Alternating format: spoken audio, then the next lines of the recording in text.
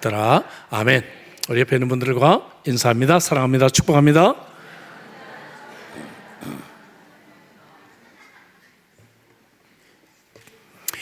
어제 새벽에 2026년 밀라노 코르티나 담베초 올림픽 동계올림픽이 93개국에서 3,500여 명의 선수들이 참가한 가운데 산시로 올림픽 스타디움에서 개막이 되었습니다.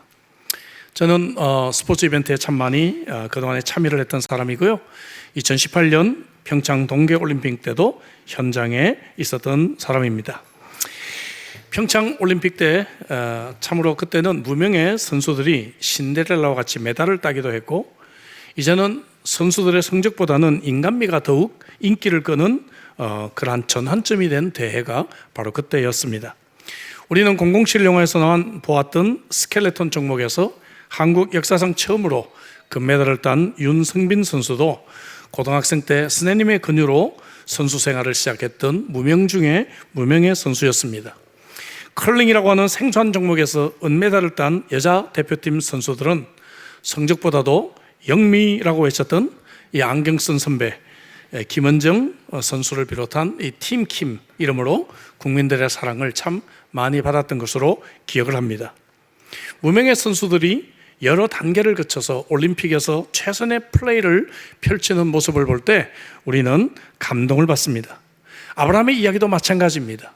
우리는 지난 주일에 아브라함이 하나님의 이 약속을 받을 만한 자격이 전혀 없는 그러한 무명의 사람이었다는 것을 생각해 보았습니다.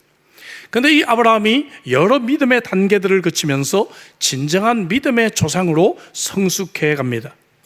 이러한 아브라함의 인생은 이 땅에서의 삶이 순례자로 살아가는 것이었고, 지난 주일에 우리는 이 아브라함의 이야기가 믿음의 교과서라고 말씀을 드렸는데, 아브라함이 밟았던 이러한 순례자의 삶도, 그리고 이 믿음의 단계도 우리들에게는 바로 믿음의 그러한 여정의 교과서가 되고 있습니다.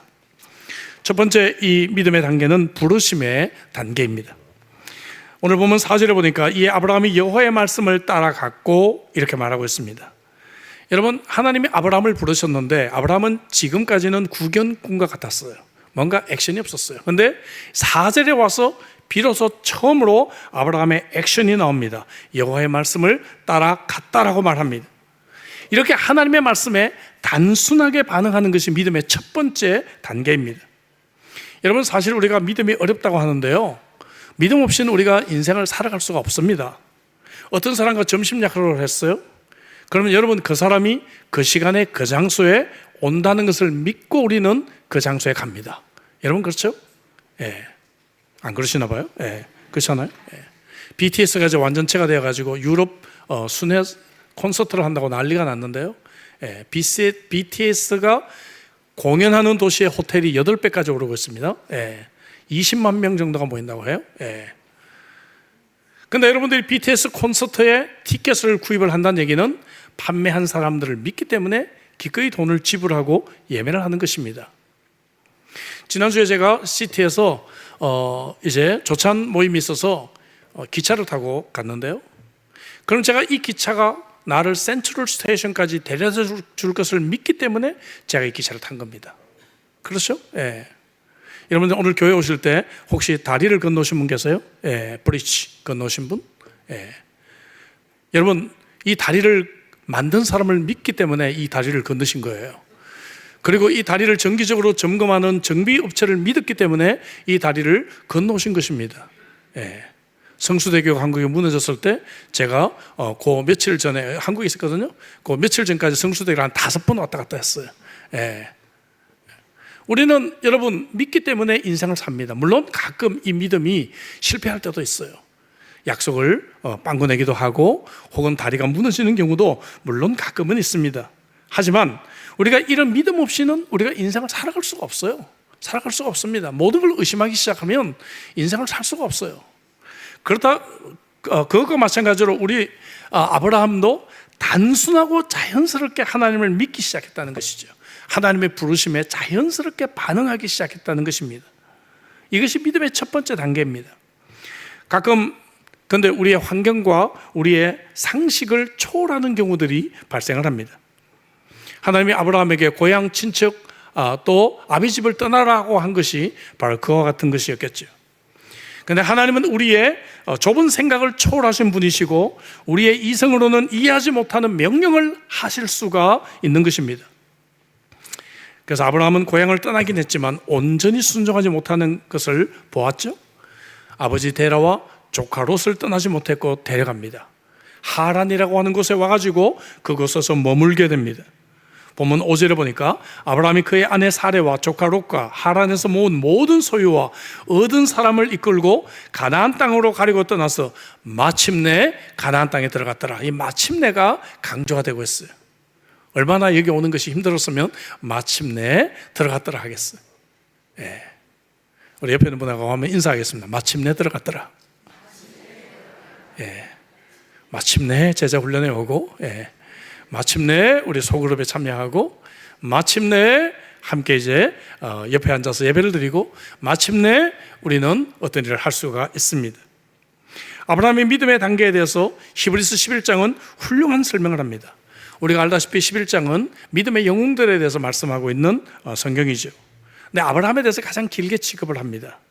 여기서 아브라함의 믿음을 4번 칭찬하고 있는데 각각 이전의 믿음의 단계를 넘어서서 성장한 경우에 해당이 됩니다. 첫 번째 경우 히브리서 11장 8절입니다. 믿음으로 아브라함은 부르심을 받았을 때 순종하여 장래의 유업으로 받을 땅에 나아갈새 갈 바를 알지 못하고 나아갔다. 이것이 바로 믿음으로 갔다. 이렇게 믿음을 칭찬하고 있는 것입니다. 여러분, 우리는 지난주에 이 아브라함이 하란에 오랫동안 머물렀다는 것을 우리는 보았어요. 그런데 하나님의 이런 부끄러운 믿음을 눈 감아주시는 하나님이십니다. 할렐루야. 이것을 신학적으로는 총체적 믿음이라 이런 표현을 써요. 다시 말하면 아브라함이 실패하고 아브라함이 의심하고 아브라함이 넘어지고 했는데 결국에는 가나안 땅에 갔잖아요. 그죠? 그럼 그 과정을 하나님께서 눈 감아주시고 총체적으로 볼 때, 그죠? 결론적으로 볼 때 아브라함은 믿음을 가지고 갔다. 이렇게 인정해 주시는 하나님이십니다. 할렐루야.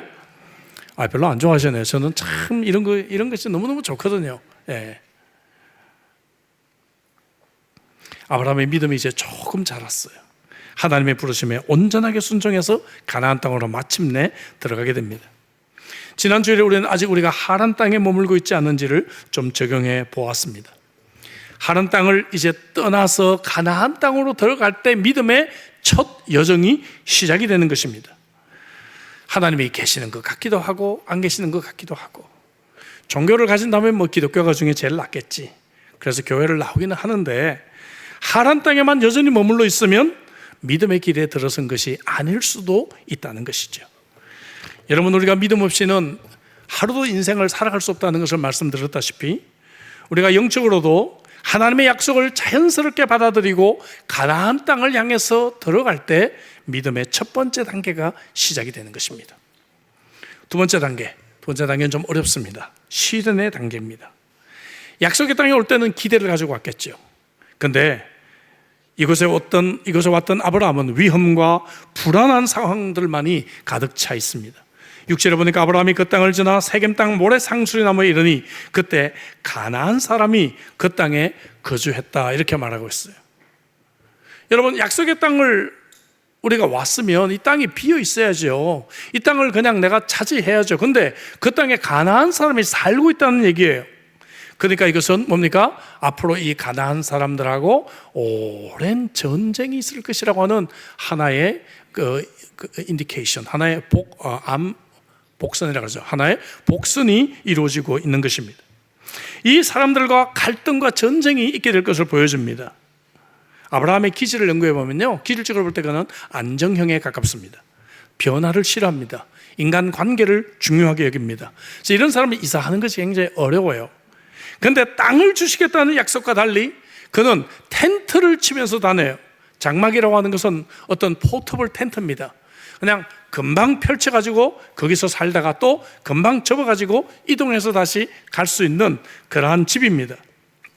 더욱이 10절에 보니까 그 땅에 기근이 들었으므로 아브라함이 애굽에 거류하려고 거리로 내려갔으니 이는 그 땅에 기근이 심하였다. 이 기근이 일어났다는 것이죠. 우리 이 말씀을 다음 주일에 생각해 볼 것입니다. 근데 하나님의 말씀을 믿고 순종해서 여기까지 왔는데 먹을 양식조차 없는 거예요. 어떠시겠어요? 지상 천국이라고 하는 이 호주 땅에 내가 정말 빛내서 내가 왔는데 지상 천국은커녕 계속 한국보다 더 많이 내가 일하고 고생해야 된다는 것이죠. 어려운 점만 자꾸 생긴다는 것이죠. 여러분, 대부분 우리가 믿음을 가지게 되면 시련의 시기가 바로 찾아옵니다.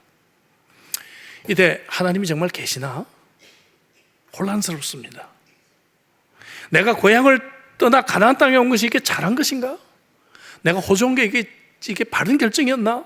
이런 의심을 하게 된다는 것이죠. 오늘 우리가 훈련 소그룹을 시작하게 됩니다. 근데 훈련 시작하면 첫 2달 동안 별일이 다 생겨요. 별일이 다 생깁니다. 그렇게 건강했던 사람이 막 아프고요.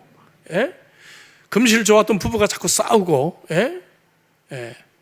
뿐만 아니라 한 번도 학교 졸업하고 난 뒤에 연락 없었던 친구가 호주 왔다고 밥 사달라고 연락이 옵니다. 예. 이상한 일들이 막 생긴단 말이죠. 예. 그래서 이거 내가 이번에 이 제자훈련, 사역훈련 안 받아야 되는데 내가 이게 잘못 선택한 거구나 해가지고 목사님 다음에 할게요. 그리고 기권하는 경우들이 많이 발생합니다. 첫 2달 동안 별일이 다 생기는 거죠. 우리가 믿음의 2번째 단계에서는 이런 시련이 항상 찾아오게 됩니다. 내가 결심하고 하나님을 따르면 뭔가 보상이 주어져야 되는데, 뭔가 형통한 일이 생겨야 되는데, 예? 결심하고 교회 나와서 기도했는데 자녀가 시험에 떨어지고요. 예. 이런 문제가 우리에게 발생한다 하는 것이죠. 아브라함은 이 시련의 시기를 잘 견뎌냅니다. 히브리서 11장 다시 돌아가면 이 2번째 믿음의 단계를 칭찬합니다. 9절부터 10절입니다. 믿음으로 그가 이방의 땅에 있는 것 같이 약속의 땅에 거류하여 동일한 약속을 유업으로 함께 받은 이삭과 야곱과 더불어 장막에 거하였으니 이는 10절이 중요합니다. 그가 하나님이 계획하시고 지으실 터가 있는 성을 바랐기 때문이다. 눈을 이 땅에 바라보지 않고 하늘나라를 그가 바라보았기 때문이다라고 말하고 있습니다. 수년 전에 한번 제가 소개해드린 제가 참 좋아하는 영화 중에 하나, 세상에서 가장 빠른 인디언. 아직 안 보셨으면 자녀들과 함께 보셔도 참 좋은 영화입니다. 뉴질랜드 인버카길 출신의 버트 멀로라고 하는 사람의 실화를 바탕으로 2006년에 제작된 영화입니다. 버트 멀로라는 사람의 꿈은 자동차 경주대회가 열리는 미국 유타주에 있는 보너빌로 가서 자신의 오래된 인디언이라고 하는 이 오토바이로 대회에 출전하는 것이었습니다. 그는 마침내 그곳에 가서 세계 신기록을 수립하게 됩니다. 그러나 그가 그 대회에 출전하기까지는 상상할 수 없는 많은 시련을 그는 경험하게 됩니다. 실제 사람입니다. 버터멀로라는 사람이에요. 여러분, 꿈이 있는 사람에게 시련은 필수적으로 찾아오는 것입니다. 그렇죠? 네. 이 시련의 단계를 우리는 경험하게 돼요. 아브라함의 믿음의 3번째 단계는 기적입니다. 하나님은 아브라함에게 많은 민족의 조상이 될 것을 약속하여 주셨어요. 근데 시간이 흘렀고 아브라함과 사라가 너무 늙어버렸습니다. 육체적으로 자녀를 가질 수 없는 상태가 되었습니다. 그런데 하나님께서는 17장 19절에 다시 찾아오셔서 내 아내 사라가 내게 아들을 낳으리니 너는 그 이름을 이삭이라 하라. 내가 그와 내 언약을 세우리니 그의 후손에게 영원한 언약이 되리라 말씀하고 계시잖아요. 아기를 낳을 수 없는 상태인데, 육체적으로 도저히 불가능한 상태인데 이 약속을 주십니다. 여러분, 이 약속이 성취되려면 기적이 필요한 것이요. 기적이 필요합니다. 히브리서 기자는 그래서 11장 11절 12절에서 믿음으로 사라 자신도 나이가 많아 단산하였으나 잉태할 수 있는 힘을 얻었으니 이는 약속하신 이는 미쁘신 줄 알았음이라 이렇게 말씀하고 있습니다. 이러므로 죽은 자와 같은 한 사람으로 말미암아 육체가 이미 죽은 것과 마찬가지죠. 하늘의 허다한 별과 또 해변의 무수한 모래와 같이 많은 후손이 생육했다라고 말하고 있습니다. 여러분, 이 3번째 단계 역시 아브라함과 사라는 여러 번 실패했어요. 하나님의 약속을 믿지 못했어요. 그래서 하갈을 통해 이스마엘을 낳기도 하고요. 또 하나님께서 아니야 이삭을 주실 거야 할 때 이들은 웃기도 했었습니다. 아까 말씀드렸죠. 총체적 믿음. 하나님은 그 눈 감아주시고 눈 감아주시고 믿음으로 그들이 하나님의 이 기적을 그들이 바라보았다라고 칭찬해주고 있습니다. 로마서 4장 18절에 아브라함이 바랄 수 없는 중에 바라고 믿었다라고 말씀하고 있죠. 그래서 20절, 21절에 믿음이 없어 하나님의 약속을 의심하지 않고 믿음으로 견고하여져서 하나님께 영광 돌리고 능히 이루실 줄을 확신했다라고 말씀하고 있습니다. 여러분들도 지금까지 믿음의 여정에서 이런 기적을 경험해 보신 적이 있습니까? 저는 수도 없이 많아요. 저는 정말 인간의 상식으로는 설명할 수 없는 정말 많은 기적들을 경험했습니다. 뭐 최근의 일들만 해도 제 안에 요단강 거의 건너갔다가 돌아오지 않았습니까? 그죠? 예. 지금 이렇게 회복된 거 의학적으로 이게 가능한 일인지 모르겠어요. 제가 이 뇌질환 이후에 재활에 대해 공부를 참 많이 했는데요. 이런 케이스를 본 적이 없어요. 본 적이 없습니다. 우리 교회를 건축한 것은 기적 중에 기적이라고 생각하지 않습니까? 정말 그 어려운 상황에서 1차 공사만 어떻게든지 그냥 하려고 1차 공사 어디까지인가 하면 이게 본당하고 저기 교육관까지 여기 끝이에요. 여기까지가 화장실까지. 저쪽은 없습니다. 아래층 또 해야 됐고 저쪽 우리 행정동 그죠? 새가족반실, 성가대실 이쪽 교육자실 하나도 없고요. 사무실 하나도 없고 아래층도 또 다시 해야 되고 그 다음에 여기 뭡니까 여기 주차장 이것도 이게 콘크리트 공사도 해야 되고 진입로 해야 되고요. 참 많이 남겨두고 1차만 하자 해서 간신히 그것도 코로나 때 막 억지로 했잖아요 1차를. 그런데 하나님께서 이 빌드에게 바로 앞집 공사를 맡겨주셔가지고 캐시플로가 된다고요. 이 남아있는 공사 이 60만 불에 그냥 자기가 다 지어버렸잖아요. 그죠? 먼저 교회 나중에 갚아달라고 13만 불밖에 아직 못 갚았어요. 갚아달라고 나중에.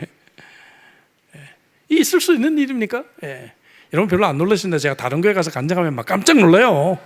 다른 교회 가서 간증하면 엄청 은혜 받아요. 여러분들은 뭐 그런가 보다 그렇게 생각할지 모르지만 세상에 이런 일이 일어날 수가 있단 말이냐 이거지. 그죠? 지금 이 남아있는 2차하고 이게 나머지 공사하면 200만 불은 더 넘어갈 거예요. 이거 언제 할지 몰라요 이제. 그죠? 지금도 공간이 지금 빠듯하게 돌아가는데 이거 없었으면 우리가 어떻게 여기 1차만 해가지고 와서 우리가 정말 이렇게 예배드리고 사역을 펼칠 수 있었을지 정말 상상하기가 어렵습니다. 제가 퍼스 집회 가서 한번 간증을 했는데요. 처음 저희가 이것을 샀을 때 여기가 오래된 공장이었습니다. 땅값 보고서 그냥 산 거죠. 이 오래된 공장을 우리가 인수하고 난 뒤에 우선 교회 사무실과 또 소그룹 이런 미니스트리 센터로 써야 되겠다. 그렇게 해서 이제 2층에 올라와서 쓰려고 하는데 에어컨이 작동이 안 되는 거예요. 에어컨이. 그래가지고 이제 우리 조장님이 계시지만 함께 우리 전문가 불러와가지고 에어컨을 좀 수리를 좀 하려고 보게 했더니 한참을 보더니 목사님 이거 너무 오래돼서 이거 못 고칩니다.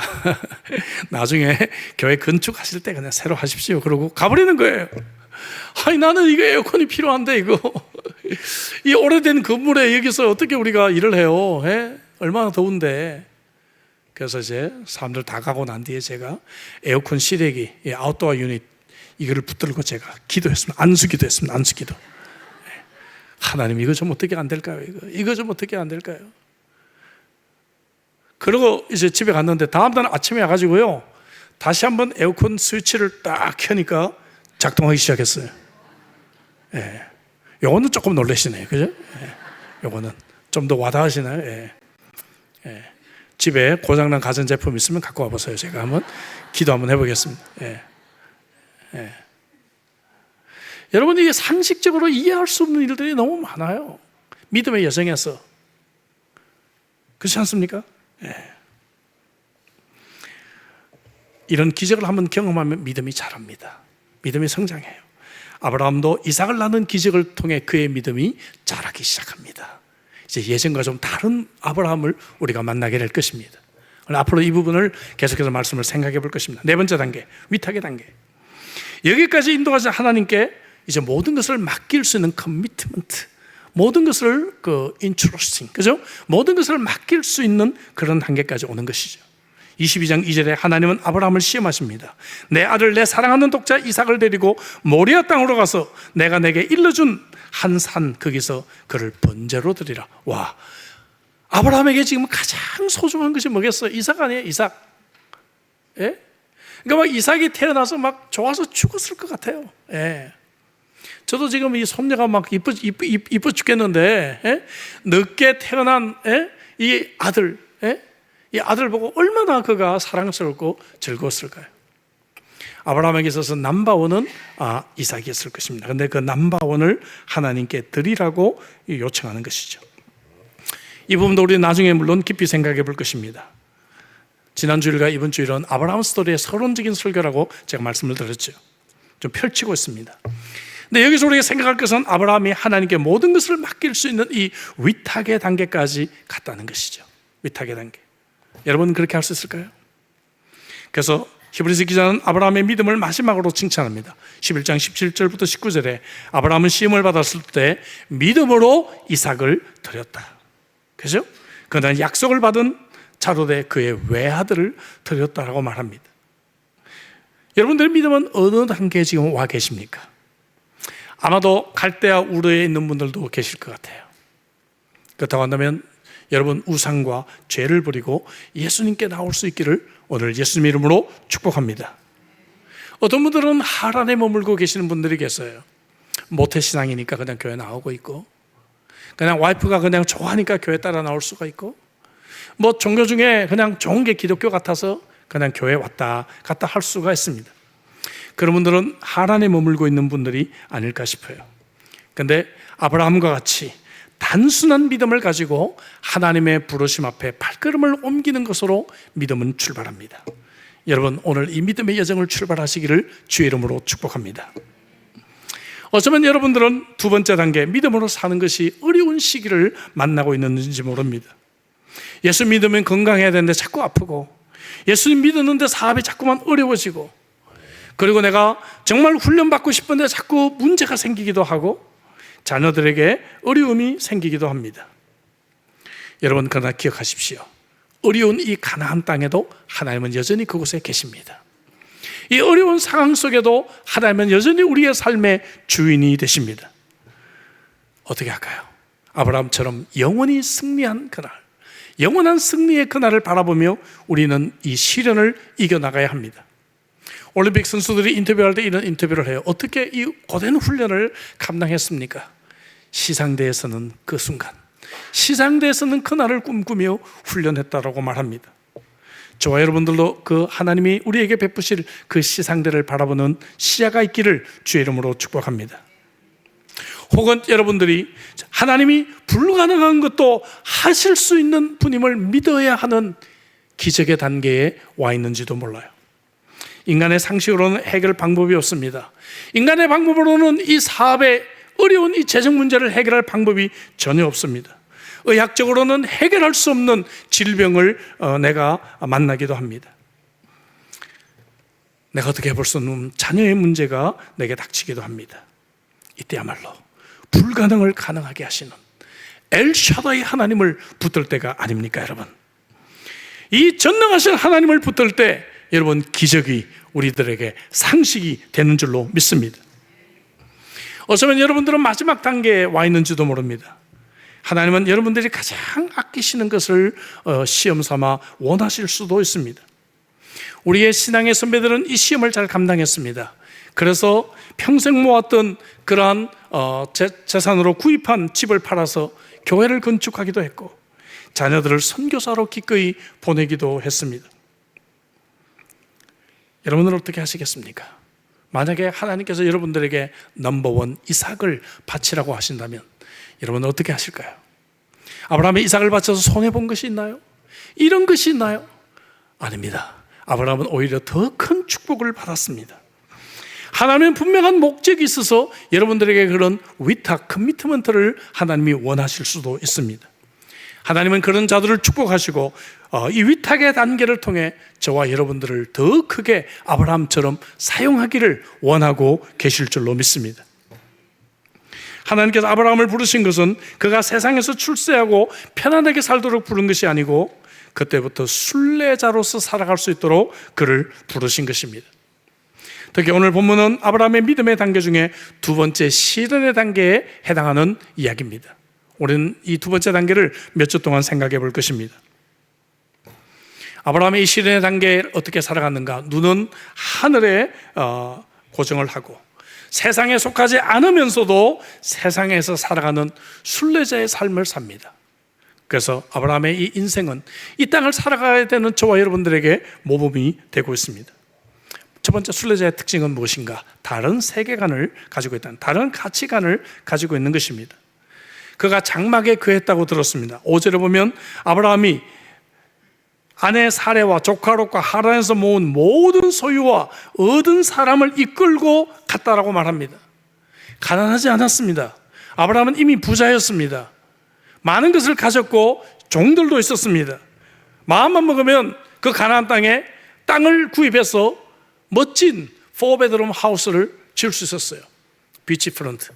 뭐 가나안 땅은 비치가 없지만, 그죠?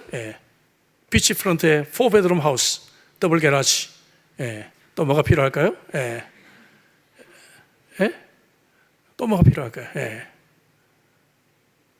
자녀들 방 하나씩 다 주고 화장실 하나 다, 화장실 4개.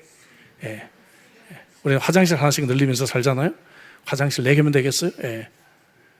이런 집을 얼마든지 그가 짓고 살아갈 수가 있는 그러한 상태였습니다.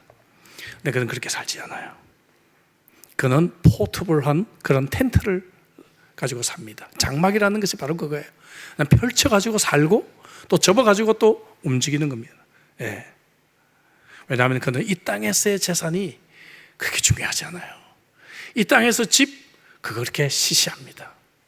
히브리서 11장 19절에서 믿음으로 그가 이방의 땅에 있는 것 같이 약속의 땅에 거류하여 동일한 약속을 유업으로 함께 받은 이삭과 야곱과 더불어 어디에 거했다고요?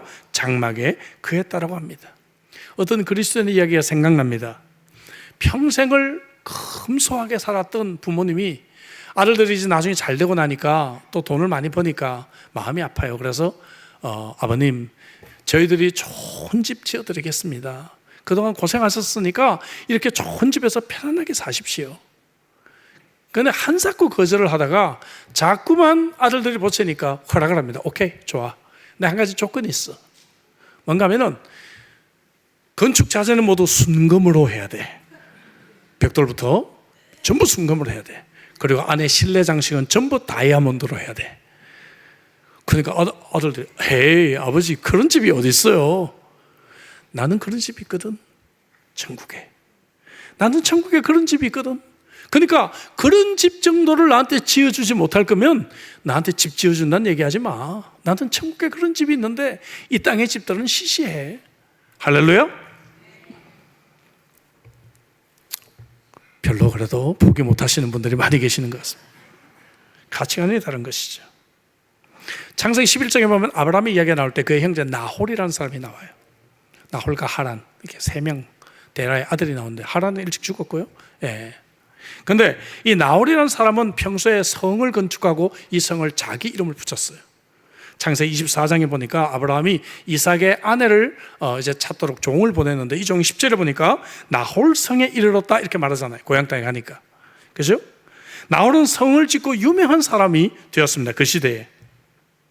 그래서 이런 생각을 해봅시다. 우리가 타임머신을 타고 다시 옛날 이 시대로 돌아가서 메소포타미아 이 지방에 가가지고 사람들에게 물어봅니다. 여러분, 혹시 나홀이란 분 아십니까? 아, 나홀 유명하죠. 그 사람 모르는 사람 없어요. 여기 성, 저기 보이는 저 성이 나홀이 지은 성입니다. 쉽게 나홀을 얘기했을 것입니다. 근데 사람을 들고 혹시 아브라함이라는 사람을 아세요? 그러면 아브라함? 들어본 것 같긴 한데 누구지? 아는 사람이 거의 없어요. 나이든 노인들한테 물어봤더니 이제 생각이 났다. 그 옛날에 그 아버지하고 함께 이 고향 땅 떠났어. 떠나고 난 뒤로 소식이 끊겼어. 이 땅에서 한 게 아무것도 없어. 그냥 우리 죽었는지 살았는지 몰라. 그랬을 것 같아요. 나홀은 세상적인 가치관으로 볼 때는 성공한 사람이었습니다.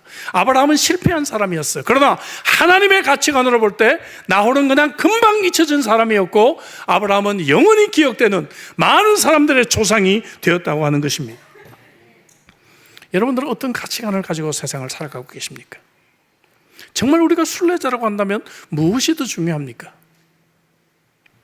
평창 올림픽 얘기를 했는데요, 컬링 여자 선수들이 그렇게 외쳤던 영미라고 하는 이 김영미 씨, 이 김영미 씨는 독실한 크리스찬입니다. 근데 이 김영미라는 이름을 할아버지가 지어줘가지고 너무 촌스러워가지고 이 이름을 바꾸려고 여러 번 시도했대요. 그런데 이제 국민들이 이렇게 김영미를 사랑해주니 자기 이름을 좋아하게 됐다고 얘기를 하더라고, 인터뷰에서.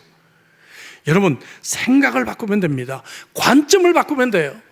오늘 우리가 살아가는 이 환경이 지옥과 같은 환경이고, 우리가 살아가는 환경이 정말 불만투성이인 것 같지만, 내가 관점을 조금만 바꾸면 하나님의 시각으로 우리의 세상을 보고, 우리의 환경을 보고, 우리의 인간관계를 보면 달라질 수가 있다는 것입니다. 순례자는 다른 가치관을 가진 사람이에요. 두 번째, 순례자는 비전이 있습니다. 하나님 나라 비전이 있어요. 히브리서 기자는 아브라함이 순례자의 삶을 산 것은 10절에 이는 그가 하나님이 계획하시고 지으실 터가 있는 성을 바랐기 때문이다 하는 것이죠. 비전이 있는 사람은 현재의 어려움을 견딜 수가 있습니다. 더 좋은 목표점이 있기 때문에. 저는 어렸을 때 야구를 했는데 이 어린 나이에 초등학생이 더운 여름날 한국 얼마나 더워요. 운동장을 40바퀴를 뛰어야 돼요. 운동장 40바퀴. 예? 울면서 뜁니다. 나중에는 오로지 한 가지 생각, 우리가 우승하고 좋은 성적 내면 대구라고 하는 데 가면 스타디움 같은 데서 야구를 할 수 있다. 예, 그 꿈을 가지고 이 40바퀴를 뜁니다. 울면서 뜁니다. 꿈이 있는 사람은 현재의 고난을 이겨낼 수가 있는 것이죠. 세상에서 가장 빠른 인디언이라는 영화에서 주인공은 어려울 때마다 무슨 생각하는가? 보니빌에서 달리는 꿈을 꿔요. 저는 이 장면을 참 좋아합니다. 그가 늘 이 장면을 마음속에 그리고 있었기 때문에 그는 여러 가지 어려움을 견뎌내고 또 이겨내고 결국엔 이곳을 향해서 갑니다. 여러분들의 가슴에 있는 것은 무엇입니까? 어떤 그림입니까? 무엇이 여러분들을 설레게 합니까? 무엇이 여러분들을 희망 있게 하고, 무엇이 여러분들로 하여금 다시 한 번 더 내가 일어설 수 있는 용기를 갖게 합니까? 잠깐 후에 사라질 저 가방 하나 사면 그렇게 기뻐요? 예. 가방? 예. 혹은 내가 뭐 유행하는 옷을 사면, BTS 티켓을 한번 사면 그렇게 기쁘고 즐겁습니까? 잠시 후에 사라질 그것 때문에 여러분, 우리의 인생을 걸지 않기를 바랍니다. 여러분, 영원한 곳을 바라보십시오. 시상대를 바라보십시오. 비전을 가지시기를 주의 이름으로 축복합니다. 나아가 순례자의 삶을 승리하기 위해서는 건강한 정체성을 우리는 가져야 돼요. 아이덴티티. 6절 볼까요? 아브라함이 그 땅을 지나 세겜 땅 모래 상수리 나무에 이르니 그때 가나안 사람이 그 땅에 거하였더라. 말씀드렸잖아요. 가나안 사람이 그곳에 있습니다. 이제 갈등과 전쟁을 하게 됩니다. 여러분, 어떻게 이 전쟁에서 승리할 수 있을까? 아브라함은 아직 숫자적으로도 부족하고요, 군사훈련도 받지 못했고 이방 땅이고 혼자였습니다. 어떻게 이 거대한 싸움을 승리할 수 있을까? 그것은 바로 나를 지금까지 인도하신 하나님이 이 가나안 땅에도 여전히 함께 계신다는 것을 믿는 것부터 시작합니다. 여러분, 오늘 우리가요, 내가 가지고 있는 능력이나 내가 가지고 있는 재능, 무기를 의지하면 우린 전쟁에서 쓰러집니다. 우리는 금방 낙심합니다. 우린 실패합니다. 우린 패배합니다. 근데 우리가 이길 수 있는 것은 내가 누구인지를 알아야 돼요. 나는 나를 지금까지 인도하신 하나님이 동행하는 사람이야. 이걸 우리가 기억을 해야 되는 것이죠. 그 속에서 나의 바른 정체성을 갖게 되는 것입니다. 나는 그의 사랑하는 백성이고, 나는 하나님이 포기하지 않는 귀중한 영혼이라는 것을 내가 알게 되는 것이죠. 이런 아이덴티티를 내가 회복할 때 나는 이 전쟁에서 이겨나갈 수가 있어요. 무섭게 보입니까? 어려워 보입니까? 먹구름이 있습니까? 내 힘으로 안 될 것 같아요? 괜찮아요. 한국에서 함께 하셨던 하나님은 호주에서도 함께 하시고, 미국에서도 함께 하시고, 아프리카에서도 함께 하십니다. 그래서 그 하나님 안에서 내가 누구인지라고 하는 정체성을 발견할 때 우리는 이겨나갈 수가 있어요. 가나안 땅을 정탐했던 12정탐꾼을 스파이를 기억하십니까? 민수기 13장 30절에 보면 갈렙은 모세 앞에서 백성을 조용하게 하고 이르되 우리가 곧 올라가서 그 땅을 취하자 능히 이기리라 이렇게 외치고 있습니다. 여호수아와 갈렙은 건강한 정체성을 가졌죠. 하나님의 약속을 믿기 때문에 내 힘이 아니라 하나님이시라면 우리는 승리할 수 있다라고 그들은 믿었습니다. 능히 이기리라. 우리 옆에 분에게 함께 인사합시다. 능히 이기리라. 능히 이기리라. 예. 건강한 정체성을 가진 사람은 하나님을 의지하니까 능히 이기리라 이 고백이 나와요. 그런데 건강하지 못했던 정체성을 가진 사람들은 하나님이 없어요. 세상적인 가치관으로 비교합니다. 그들을 볼 때 우리는 메뚜기다 이렇게 해서 메뚜기다. 그래서 메뚜기 자화상이란 말이 생겼어요. 여러분들은 메뚜기입니까? 여러분들은 거인이십니까? 여러분들이 세상에서 늘 기가 죽고 늘 어떤 스트레스를 받으며 메뚜기처럼 나는 힘이 없고 나는 돈도 못 벌고 나는 뭐 할 줄 아는 게 별로 없는 것 같고 나는 늘 그대 이렇게 살아가는 메뚜기와 같은 자화상을 가지고 계십니까? 아니면 하나님이 함께 계시니까 나는 기적도 행할 수 있는 그러한 거인이야. 우리는 이러한 자화상을 가지고 계십니까? 옆에 분에 가면 한 번 더 인사해 줄까요? 거인이십니다. 예, 우리는 거인입니다. 그죠? 예. 여기에 승패가 달려 있어요. 여러분, 순례자의 길은 파티가 아닙니다. 순례자의 길은 싸우는 길입니다. 결단이 필요합니다. 세상에서 가장 빠른 인디언 영화의 이 대사 중에서 제가 참 좋아하는 대사가 있어요. 그래서 뭔가 하면은 가야 할 때 가지 않으면 말이다, 가려고 할 때는 갈 수가 없단다. 예. 여러분, 가야 할 때가 있어요. 믿음이 자라야 될 때가 있고, 여러분들이 좀 더 교회에서 리더로 세움을 받아야 될 때가 있고, 제자 훈련을 받아야 될 때가 있고요, 부모로서 역할을 해야 될 때가 있습니다. 근데 그때 가지 않으면 가려 할 때는 갈 수가 없어요. 갈 수가 없습니다. 우리의 힘으로 승리할 수 없지만 우리 아버지는 힘있고 능하신 분인 줄로 믿습니다. 마지막 예배입니다. 7절 8절 볼까요? 하나님께서는 이 어떤 이야기를 하고 계시는가 하면 아브라함이 가는 곳마다 제단을 쌓았다라고 이야기를 합니다. 두 번이나 7절과 8절에 나옵니다. 낯선 가나안 땅에서 불안해하는 아브라함에게 하나님은 나타나셔서 다시 한번 약속을 확인해 주십니다. 그때 이 아브라함이 그곳에서 예배를 드리고 예배를 통해서 용기를 회복합니다. 승리를 확신합니다. 오늘 우리도 예배는 하나님을 만나는 시간입니다. 목사님 뭐 설교 잘한다 못한다 이거 평가하는 시간이 아니고요, 오늘 왜 이렇게 죽 쓰시지 뭐 그런 거 평가하는 시간이 아니고, 이 시간을 통해서 하나님을 만나는 시간이에요. 하나님을 만나는 시간. 여러분 아멘이십니까? 하나님의 약속을 듣는 시간입니다. 그리고 우리는 이 말씀을 통해서, 하나님의 말씀을 통해서 용기를 회복하고 승리를 확신하는 시간이 되는 것입니다. 여러분들의 예배가 그런 예배가 되시기를 주의 이름으로 축복합니다. 나아가 아브라함이 제단을 쌓은 곳이 베델과 아이 사이라는 점을 주목해야 합니다. 베델이란 말은 하나님의 집이란 말이고요, 아이라고 하는 것은 어른 아이 그게 아니고요, 아이라는 것은 황폐한 곳, 무너진 곳, 그런 의미의 이제 도시입니다. 여러분, 아브라함이 제단을 쌓은 곳이 흥미롭지 않아요? 여러분, 하나님의 집과 황폐한 곳 사이에 예배를 드립니다. 이것은 우리들에게 사명을 보여주고 있는 것이죠. 바로 이 아브라함 같은 예배자를 통해서 그가 하나님의 집에서 예배함으로 말미암아 힘을 얻고 용기를 얻어서 그가 가야 할 황폐한 곳이 사명으로 다가오고 있다는 것이죠. 예배자에는 사명이 있는 것이에요. 여러분들이 참으로 시집 와서 하나님을 믿게 되었어요. 친정 식구들은 아직 한 명도 하나님을 알지 못해요. 그렇다고 한다면 여러분들은 어떤 예배자인가 하면은 여러분들에게 하나님을 잘 믿는 시댁과 하나님을 잘 믿지 않는 친정 사이에서 예배를 드리면서 제단을 쌓고 있는 자들입니다. 그래서 여러분들에게는 정말 교회에서 잘 자라나고 훈련되어 하나님을 믿지 않는 친정 식구들을 이 황폐한 곳으로 가야 될 사명을 가진 자들입니다. 여러분들 어디로 가야 합니까? 친구 관계 속에서 하나님을 알지 못하는 자들이 아직 많이 있을 수가 있어요. 여러분들의 친척 가운데 아직 황폐한 곳이 있을 수가 있습니다. 여러분들의 사업장에서 황폐한 곳이 있을 수가 있습니다. 오늘 우리는 이 하나님의 집에서 하나님을 예배하면서 하나님의 은혜를 경험하고 이제 우리는 황폐한 곳을 향해 사명을 가지고 가야 하는 것입니다. 근데 많은 사람들이 병원에 계속 머물러 있어요. 그죠? 여기서 링게로 맞고 다 누워 있어요.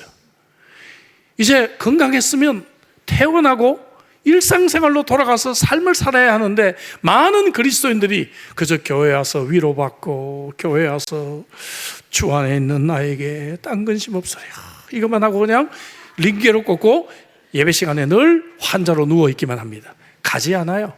사명대로 살질 않아요. 그래서 이 교인들이 다 병자가 되었습니다. 예. 제 이름이 영어로 병자라고 하는데 거기 사람들이 발음을 못해가지고요. 예. 다 병자가 됐어요. 예배자는 사명이 있습니다. 아브라함은 베델과 아이 사이에 제단을 쌓았습니다. 그래서 바울 사도는 고린도서 5장에서 우리가 세상과 하나님을 화목하게 하는 직책을 받았다. 하나님과 이 황폐한 세상 사이에서 우리는 미디에이터, 우리는 바로 중매자가 되어서 그 중보자가 되어서 이들을 하나님께 인도하는, 그래서 이들이 하나님과 리콘실리에이션 되는, 화해하는 그러한 역할을 하는 그러한 사명을 우리가 받았다. 이렇게 바울 사도는 고백하고 있는 것입니다. 세상에서 가장 빠른 인디언 영화 얘기를 많이 했는데 이 클라이막스 얘기로 설교를 마치려고 합니다. 그가 화상으로 큰 부상을 입습니다. 경기를 마쳤을 때는 그의 오토바이 인디아는 이제 완전히 망가지고 말았습니다. 그럼에도 불구하고 그는 세계 신기록을 세우고 너무나 행복한 모습으로 빙판에 쓰러져 있습니다. 저는 이 장면을 늘 생각해 봅니다. 그만이 아는 행복이 있습니다. 여러분, 승자만이 아는 행복이 있어요. 여러분 그거 아십니까? 믿음의 이 높은 단계까지 올라온 사람들만이 경험하는 행복이 있어요. 그런 축복이 있습니다. 그런 은혜가 있습니다. 사랑하는 성도 여러분, 믿음의 순례길을 가는 사람만이 아는 진정한 행복이 있습니다. 여러분들이 그런 행복한 믿음의 순례자가 될 수 있기를 주 이름으로 축복합니다. 기도하겠습니다. 주신 말씀 가지고 우리 기도하죠. 혹시 아직까지 갈대우르를 떠나지 않은 분이 이 자리에 계십니까? 하나님을 전혀 알지 못하고 교회를 전혀 가본 적이 없는 분이실지 모릅니다. 그렇다면 여러분, 지금까지의 삶을 내려놓고 이제 아브라함처럼 약속의 땅을 향해서 발걸음을 내디디기만 하면 하나님은 여러분들과 함께 하실 것입니다. 믿음을 주실 것입니다. 왜냐하면 이 약속을 주시는 분이 하나님이시기 때문에 그래요. 혹은 여러분들이 교회 생활을 하긴 하지만 이게 예수님을 믿는 건지 안 믿는 건지, 하란 땅에 오랫동안 머물러 있는 자는 아닙니까? 여러분 이 땅을 떠나야 됩니다. 그래야 역사가 일어납니다. 어떤 분 그래요? 예? 뭐 교회 10년 다녔는데 교회 다녀도 똑같아 그래요. 하란 땅에 머물러 있기 때문에 그렇죠. 가나안 땅을 향해 가야죠. 가야지 하나님의 역사가 일어납니다. 가야지 믿음의 첫 번째 단계가 시작이 됩니다. 근데 여러분 어떻게 갈까요? 하늘을 바라보고 순금과 다이아몬드로 만든 우리의 집이 예비되어 있는 천국을 바라보고 이 땅에서의 이 가치관은 참 아무것도 아니다, 이것을 가지고 가야죠. 순례길을 가야죠. 어쩌면 여러분들은 기적이 필요한 시점에 와 있을지 몰라요. 근데 여기서 타협하고 여기서 쉽게 우리는 믿음을 포기하지 않습니까? 여러분 믿음으로 도전해 보세요.